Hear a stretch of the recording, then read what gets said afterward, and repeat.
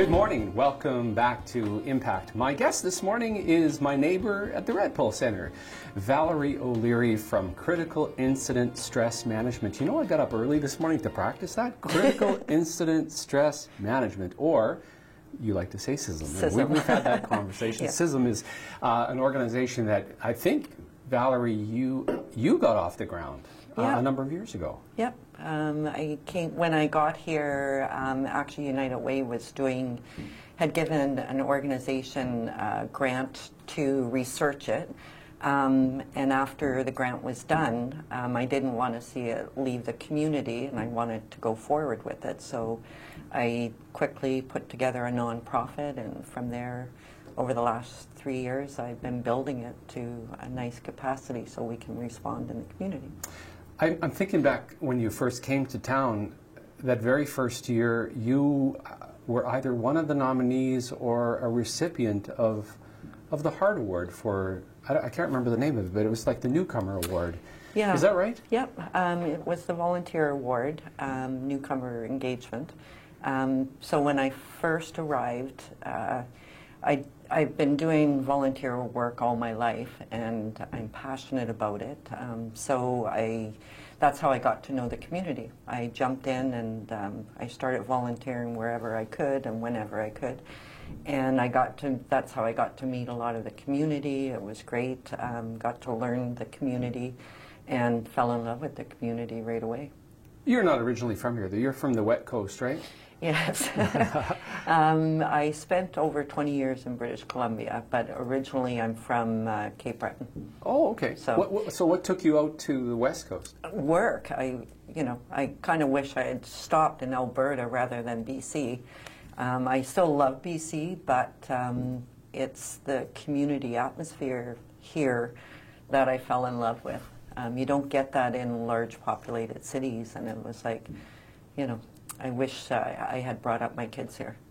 You've articulated something that I have heard, I've been here 20 years, many, many times, about the uniqueness of the community flavor, or the community spirit that is in Fort McMurray. It's unique. It's amazing. I can't take credit for everything that's gone well in my life, because it's a community support that helps each other, right? We saw that last year. I've seen that since the day I arrived. So you were in BC. What was the motivation to come to Fort McMurray? Like, how did you end up here? Again, it was in BC. I was from a small community when I first arrived, but the community grew and grew, and traffic grew and whatever. And I knew my brother had been working here from Nova Scotia, but he was in the camp, so he didn't get to know the community like I did. And so I decided one year that I want to check Fort McMurray out.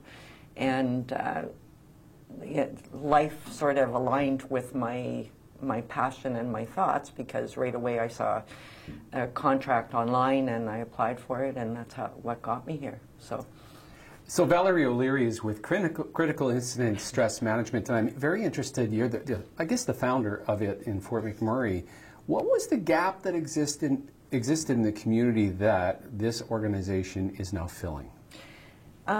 One of the things when I got here, I realized there weren't many people trained to respond to crisis and trauma work. The people that are trained usually do contract work on the sites. So that's where my contract, that was what was sustaining me while I was building this nonprofit. So I'd get called out. But on sites, they charge big bucks to bring someone in after an incident.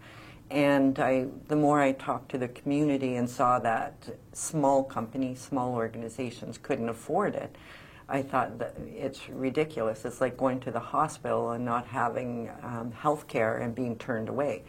So that's when I thought get some people trained in the community, so we have a nice pool base of people for supporting all of those smaller organizations. Could you have ever imagined in your wildest dreams that you would have been in the middle of one of the biggest crises, I don't even know how to say that, disasters in Canadian history with the mission that your organization has, all of a sudden there you were and you had the biggest challenge in the world? Yeah, the timing was amazing. At the end of March 2016, we had our first 20 people trained in crisis intervention. And what I had done is strategically recruited people in all walks of life, including all different types of organizations, so that we had, a peer-based formula working. At the end of March, I had told those 20 people in the room that I had recruited, don't worry, we're not going to be busy. This is a slow-moving, we're building up, to get our name out there.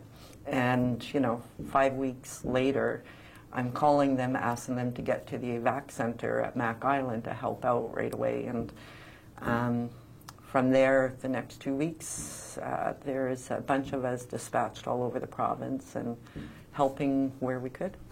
We're going to dive into that a little bit more, especially talk about the specific work that you did in the days and weeks during the evacuation and in the months that have followed. My guest is Valerie O'Leary with Critical Incident Stress Management, located in the Red Pole Centre, and you're listening to Impact, a collaboration of United Way, Fuse Social, Shaw TV, Fort McMurray, and 91.1 The Bridge.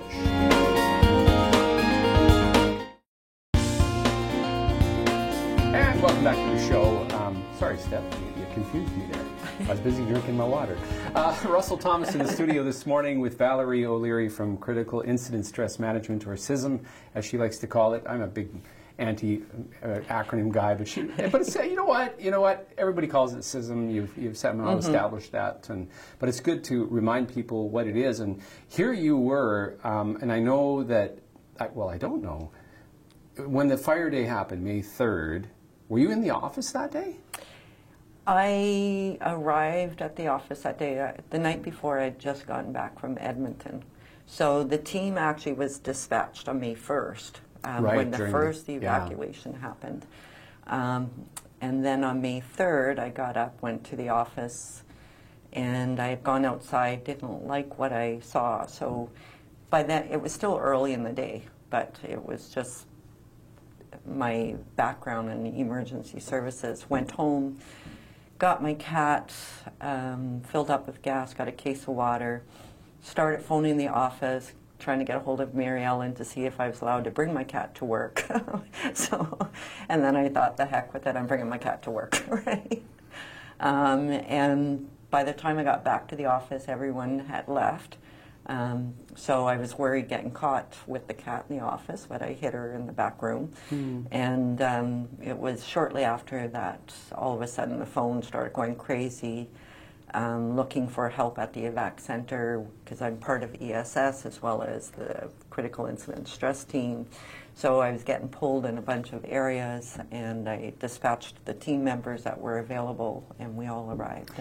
This is going to be a royally dumb question, but with your team of people that have been trained in critical incident stress management, what do you actually do when the disaster is happening? Like, what do you do? We do the hierarchy where it's emotional care to begin with, right? The first thing that you help people with are just the basics, the food, water, rest. Some people we needed to help, by talking to them and calming them down and reassuring them, what was going on and that they were in the safest place possible, and people, emergency services knew what they were doing and we were okay. And that's all they needed to know. I know when I was there, walking around, I had a man in a lineup and he said, all I want is a hug. Right? And sometimes that's all it was a hug. I know I spent almost an hour with one lady who was totally traumatized because she had been through a fire in her previously, and she was petrified. So I spent a long time with her. and got her to the place where she, was more comfortable and understood that, we were doing what we could and that she was going to be okay. So, did you end up, they pulled the plug on Mac Island at some point and ordered the full evacuation. Where did you go when that happened? When we finally left Mac Island, I had my vehicle and obviously the cat in the office. So we were told we were going to Anzac. By the time we got to Anzac, I have no idea what time that was. There were thousands and thousands of people there. And I kept going with my cat. And I ended up, CBC radio was phenomenal because they were telling us which camps were opening up at the time.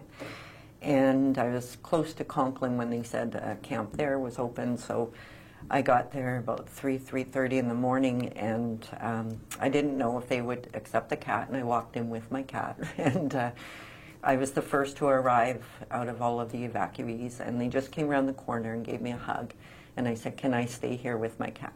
And they said yes, and it was amazing. Just, they were waiting for us. So you're safely out. You're in a camp.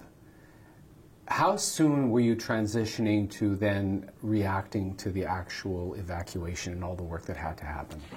I was on the road. I got a call to go help at the airport as families were being reunited. So I was on the road to Edmonton Airport at 9 a.m. Wow, the following day. Yeah, the following day.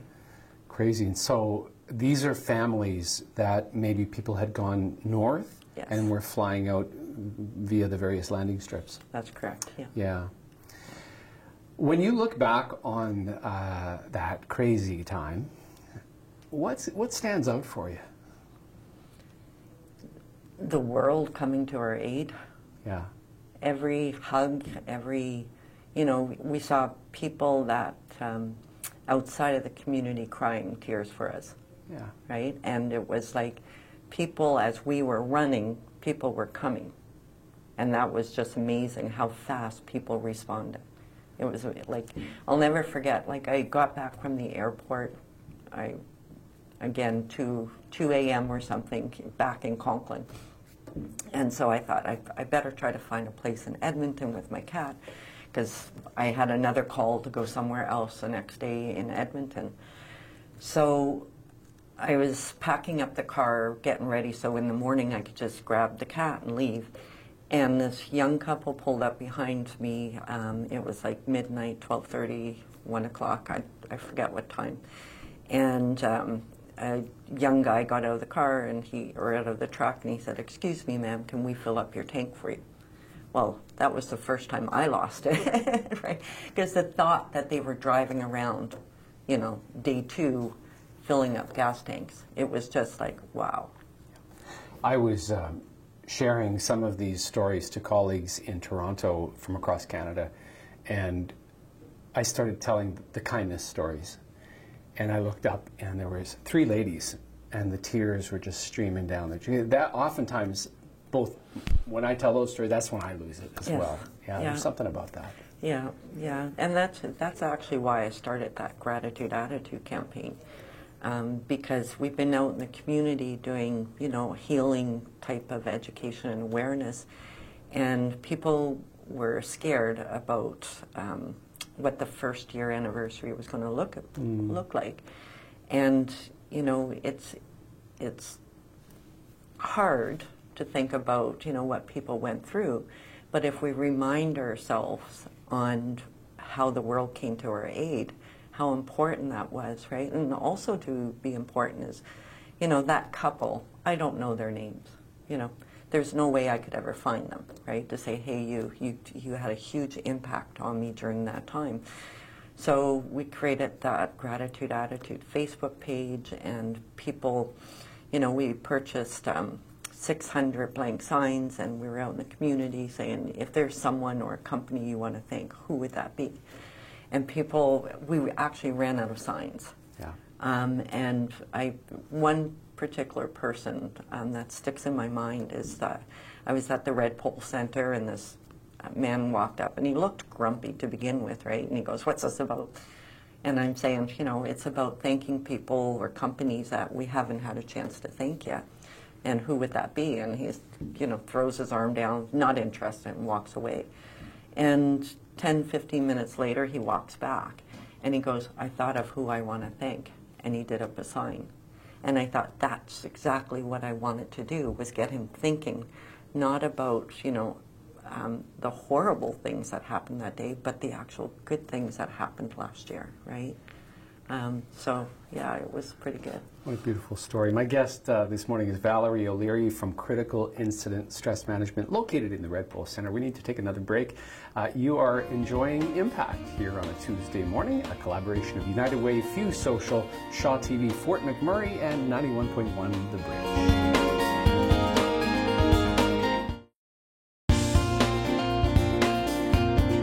Hey, welcome back. I should remind you that if you've heard of past guests on the Impact Show, but you never got to hear the show, there are several ways that you can sort of surf the back catalog, if you will. On the United Way website, there's a page with all of the shows that we've recorded from an audio perspective, and our friends from Shaw TV, Fort McMurray, do a great job of capturing each show. And they post those certainly on Shaw Cable 10 the week that the show ran, but also on their YouTube channel. So they are great resources to learn about the community. I mean, we've had so many guests. I think we're well over 50 now. And my guest this morning, Valerie O'Leary, sharing a lot of stories about the work that she has done, certainly before the fire, but lots after. And you know, what comes to mind for me, Valerie, is I was in a couple of different sessions where you were talking about giving people tools to be healthy, to deal with what we've been through. How have those gone for you? Because I know you did, I don't know how many you did, but you did a lot of those. Yep, I've lost track of how many we've done. And a lot of time it's just helping people, remind them of the tools that they already have. Because when we're in an emotional state, we tend to forget things. It's hard to get back on track or what have you.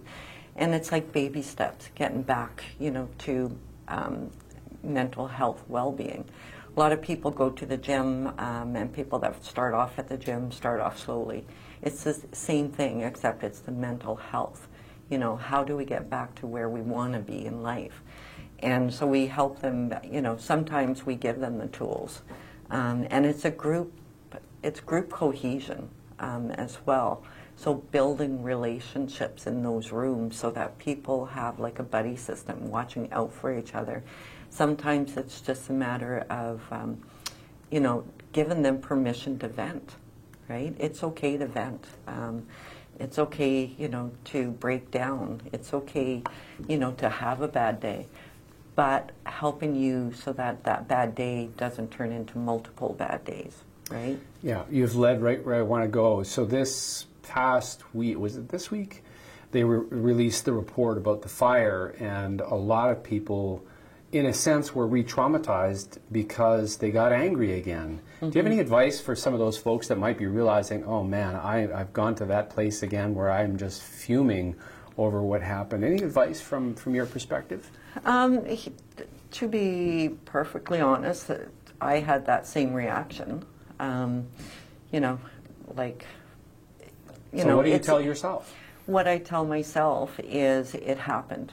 You know, there's nothing I can do to change it. You know, and a lot of these reports are learning lessons, right? So I think, you know, it's very similar when we think about Slave Lake years ago, right? When they had their fires, they had a lot of lessons learned that when we had our fires, they reached out to us and they created this Facebook page and stuff. I think with the anger that I have, and you know, when I'm out in the community, when I'm out, you know, back in BC, talking, you know, to people I worked with there in the emergency services, I'm telling them what went right and what went wrong, and you know, we now have this power within that we can help further. So we can't change what happened. What we can change is our perspective on it and how we can take that knowledge and help others with it. The truth is, recovery's messy. It is, for sure. And everyone's path is different. And it might, how we got through this past year is different for everyone at different times. For some, it was triggers from their past. Some took it a lot easier than others. We don't know their past history, right? If someone's had a very difficult life, the fires were nothing to them, because it's like, you haven't lived what I've lived through. So other people are looking at that person saying, oh man, are they ever cold? Well, they're not cold. It's all in their past, how they've managed to get through life. And to them, it was like, you know what? I lost people in the past, so materials are nothing. So we're all at different stages. But again, we need to, be watchful of the people around us. For people that are isolating themselves, it's okay to reach out to people, right? They might not be able to talk to you, but that's when you know the resources in your community.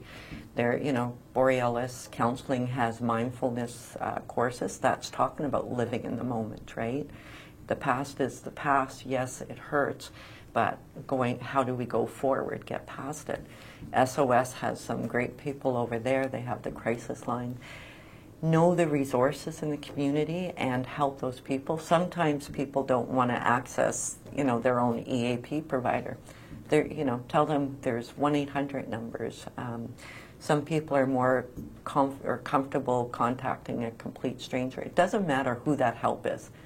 But, keeping an eye on each other is so important right now, more so than it ever has been. You said you had just trained around 20 volunteers prior to the fire. How did those folks make out, and how are they doing? We lost a few. They didn't come back, or they got transferred out. There's 7 out of the 20 that lost their homes. Wow. So that's a high percentage. That was a very high percentage. And we have some people that have taken a step back while they get through, slowly getting back to normalizing where they were before the fires. Since then, though, I have trained more people in the community, so I've trained 63 more people. I just recently trained people in Fort McKay, so they now have their own crisis response team, so I'm quite happy about that. And I'm going to be doing Anzac and Fort Chip in the next few months, so then again, they have their own community members trained to respond to crisis. So. You must be fueled by a love of this. Why do you love this? I'm passionate about it, and I see the difference it makes. I really do, right? Even in group settings when we're doing our education and awareness, again, a lot of people know this stuff already. It's reminding them, but if we can help one person in that room, right, it makes a huge difference, and it takes away the stigma. And I think that's part of it, how SOS has, their comedy show every September. That's what we're doing in those rooms, right? And I'll walk into rooms where people refuse to talk, and I say, great, you're here to support the other people in the room, and the person that was refusing to talk ends up being the person that wants to talk, and it's like, that's exactly what we want, right? Because you have to be able to move forward, and how does that look? So. Well, Valerie, on behalf of the community, thank you so much for all the work that you are doing and have done. Wow, I mean, it's just staggering how, I'm thinking of Habitat for Humanity as another group that really stepped up, and you've stepped up in an incredible way to respond to an extraordinary event. So, thank you. Thank you. Valerie O'Leary has been my guest from Critical Incident Stress Management, CISM, located in the Red Pole Center. If you're interested, what's your phone number? How do people get in touch with you? I have a 24/7 line. Yay. 780-607-1511. Awesome. Thank you, Valerie, and thank you for listening. This has been Impact, a collaboration of United Way, Fuse Social, Shaw TV, Fort McMurray, and 91.1 The Bridge.